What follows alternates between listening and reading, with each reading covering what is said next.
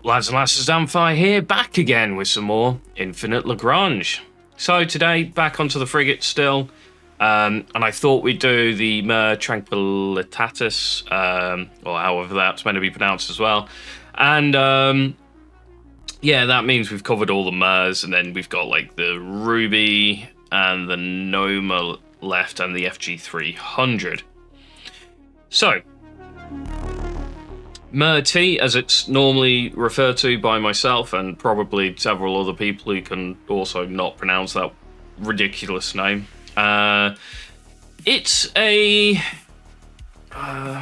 it's an interesting ship.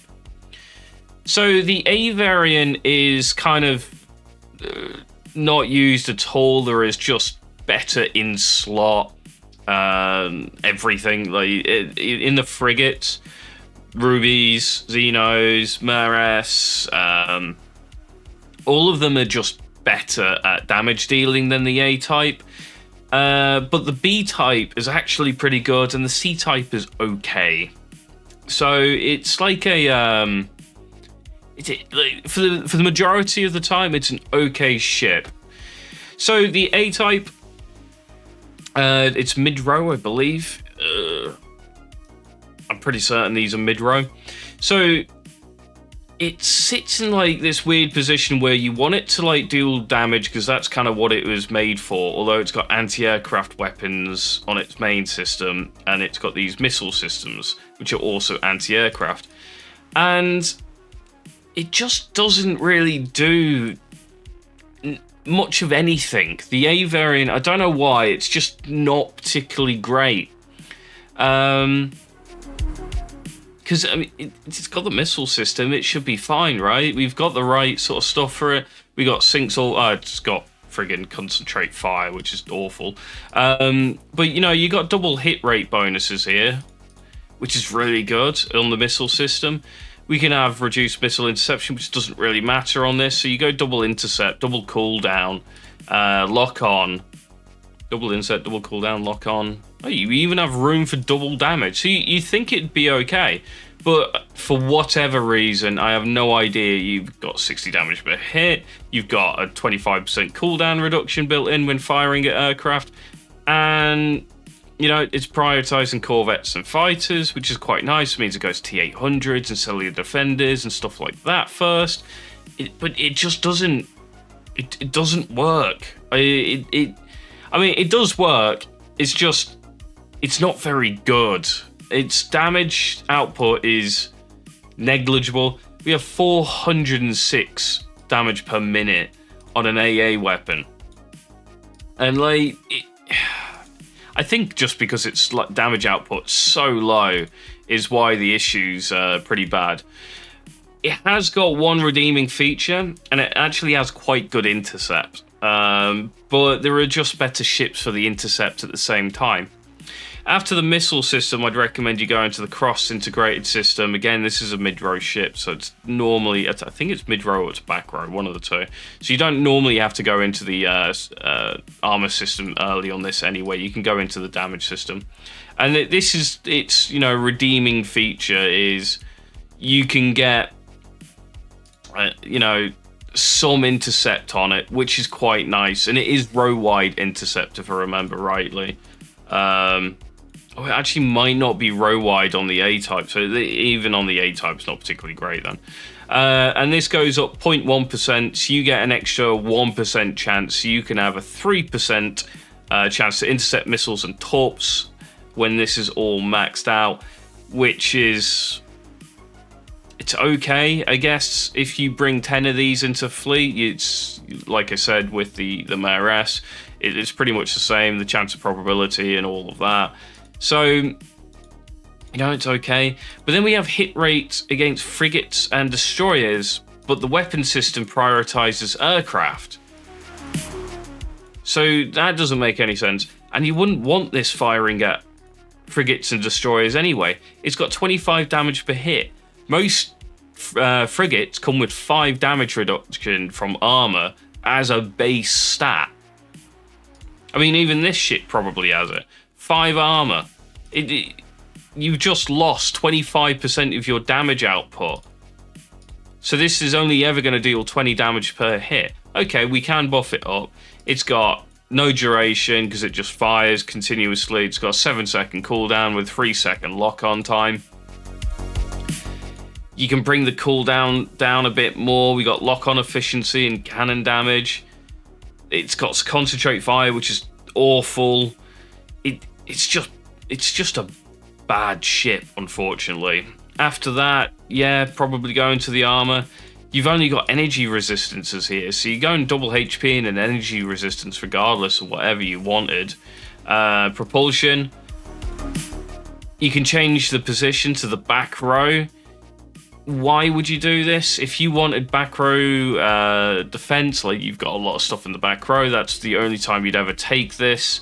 And again, cruising at warp speed. The A-type is... It's bad, unfortunately. I've been testing the ships out a bit more recently, and this one was one of the most disappointing ships just ever. Like, it used to be an okay AA ship, and now it's just like negligible at best. I stuck all my tech points into it, all 100, and it just couldn't kill anything really in the air. So the A-type, I'd recommend you just try and ignore. Obviously, if you have, low ship counts because you're new to the game or something, do run it. It has got some AA capabilities. It's just not very good at AA.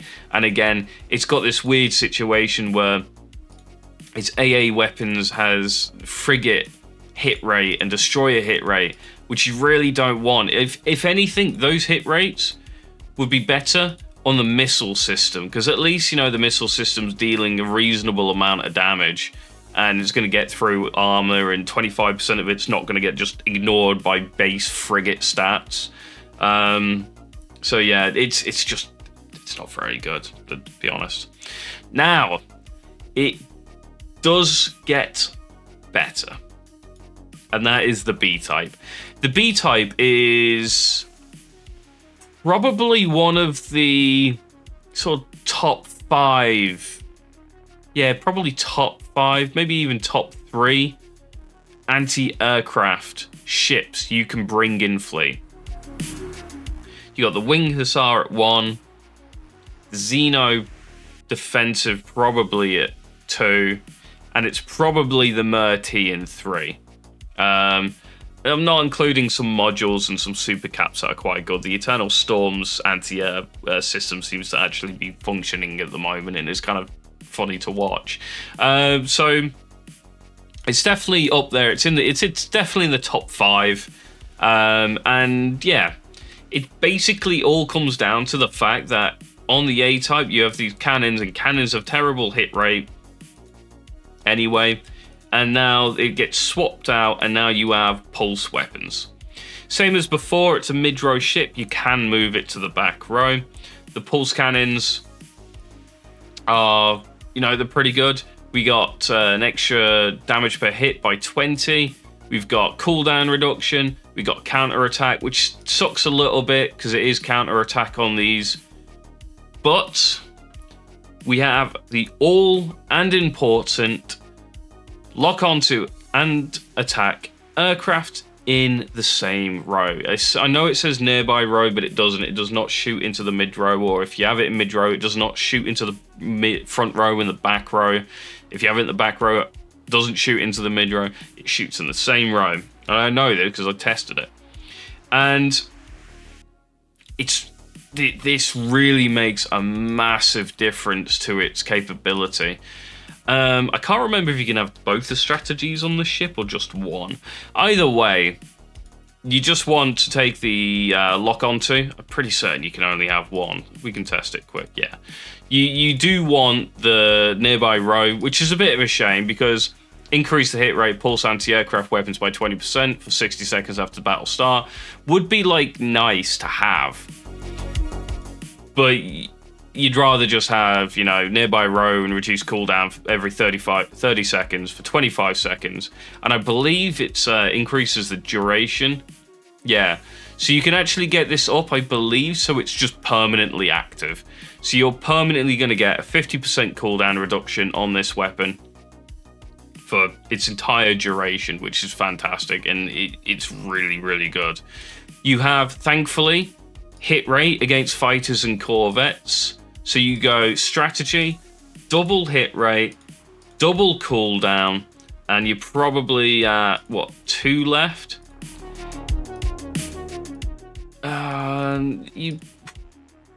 The lock-on efficiency isn't bad on this weapon at 60%. So you can either go for more lock-on efficiency or go double damage. The damage probably... yeah, the damage isn't really worth it there. So lock-on efficiency over the damage is better in this situation.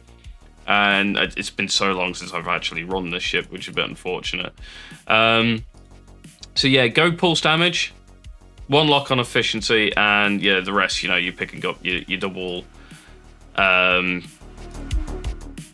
weapon hit rates, your strategy, double cooldown, and then you go lock on and damage. And that's probably the best you're going to get out of it. That's all your slots filled up.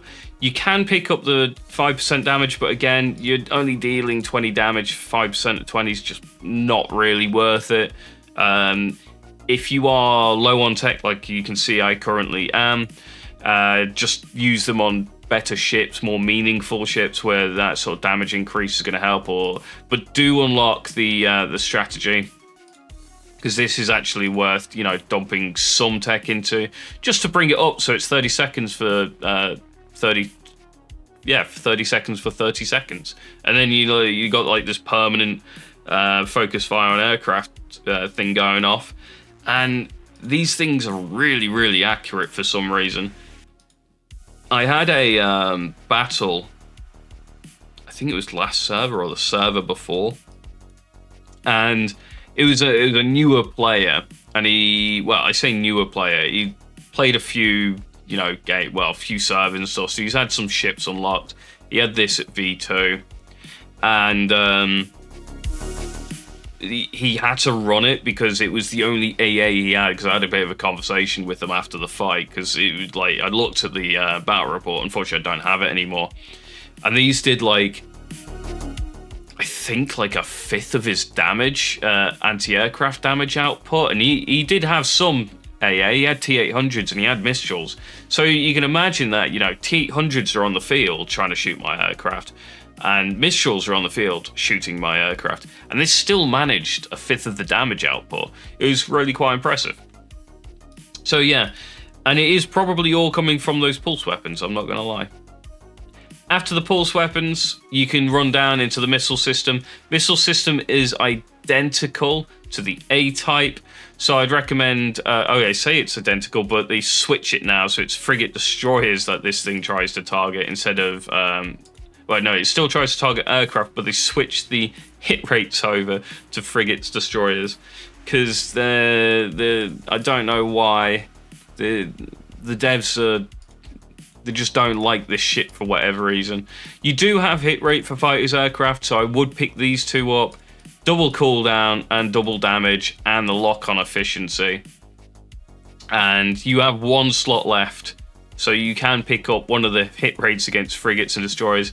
Don't expect this to deal much damage, if any damage, to frigates destroyers. If there are aircraft on field, all of the damage output will be going towards that. And you can see here already over the A-type at base, you're hitting 1200 against you actually even have better I know you don't have better anti-ship in this case, but I don't know why there's any anti-ship on this thing at all.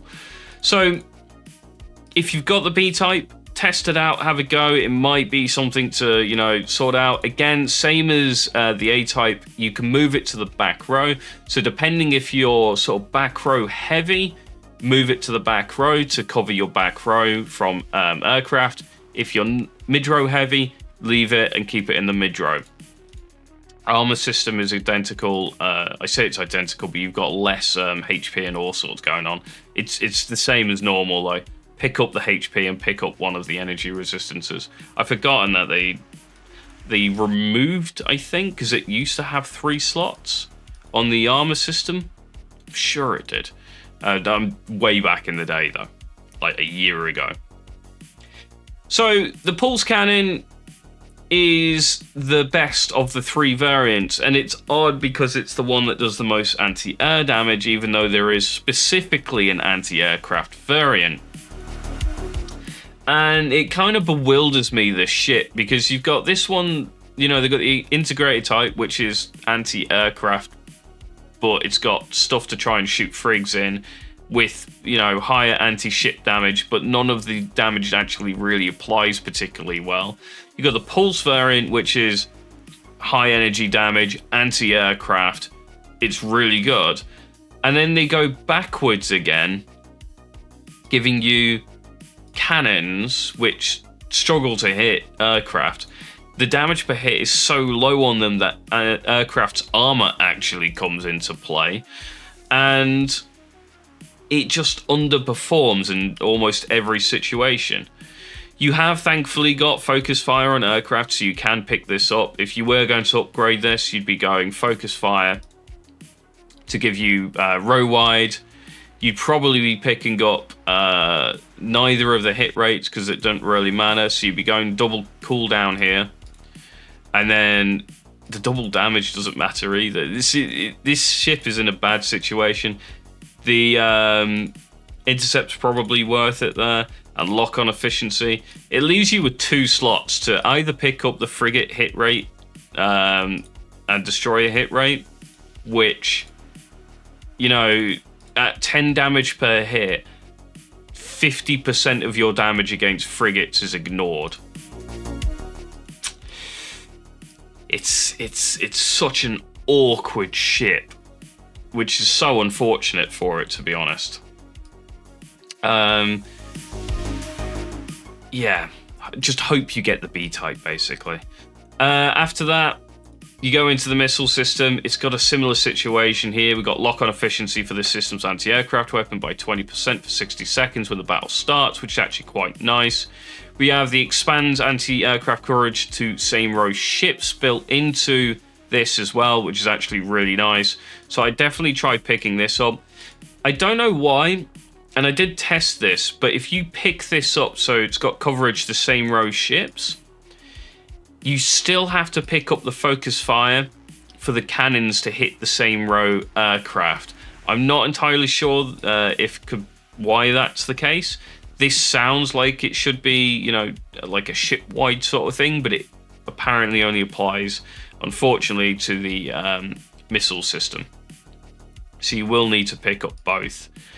After that, the intercept's really good on this, and again, one of the Merty's redeeming feature on its 2 weaker variants is you can get a lot of intercept on them.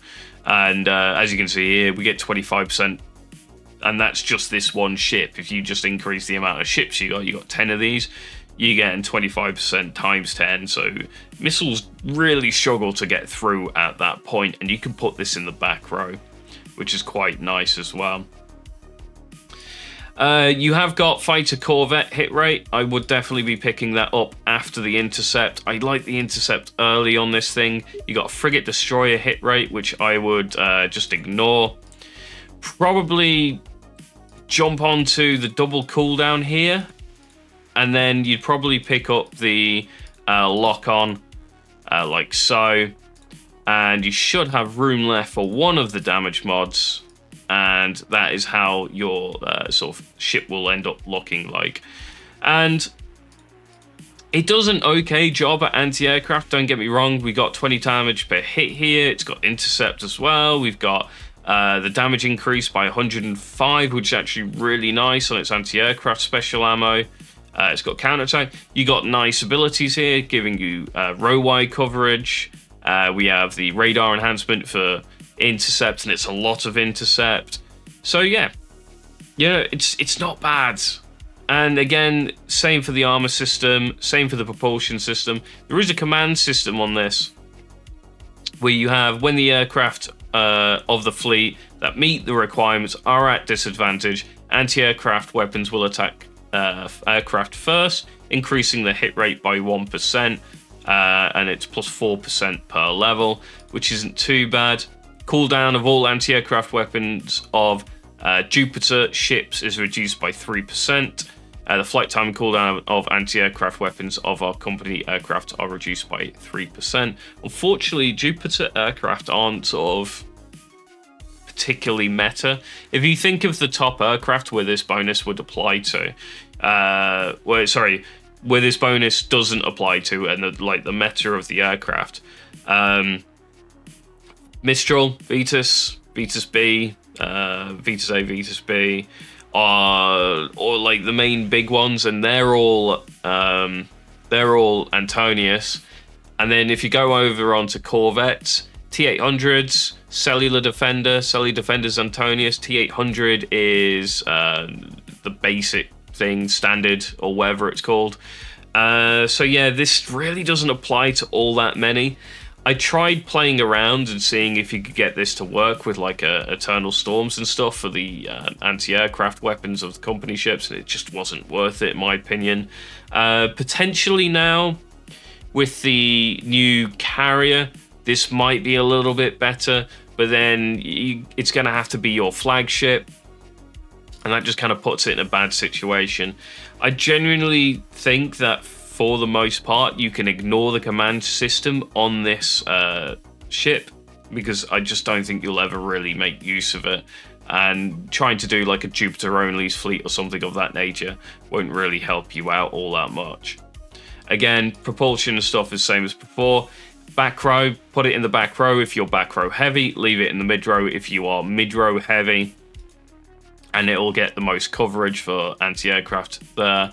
And same again, pick up one of the health, and you've got no choice. You've got to pick up one of the energy resistances. Not that it matters, you probably do want the energy resistance over an armor in that situation anyway. So, that is the Mare. The Pulse Cannon is a fantastic ship. Definitely check it out and give it a use and have a play around, especially if you're earlier on and you are lacking anti-aircraft and you have this variant. It will do really, really well. Put this in the back row with like Xenos and stuff like that. It's fantastic. It's really good in that situation. Anti-aircraft type, great intercept capability, better than the A type, and some limited amount of AA as well. A couple of these, like maybe 3-4 of these for 4 CP in your back row with your Xenos, and then like 10 pulse cannons will like screen the majority of missiles coming through and deal some serious anti-aircraft damage to anything coming in. A-type, if you are absolutely desperately in need of ships to put in fleet because you've just started playing and you've got 400 CP and you don't have 400 CP worth of ships to put in, consider the A-type. That is the only situation I can genuinely say have a look at the A-type. So, thank you guys for watching. Don't forget to like, comment, and subscribe. And I'll catch you next time.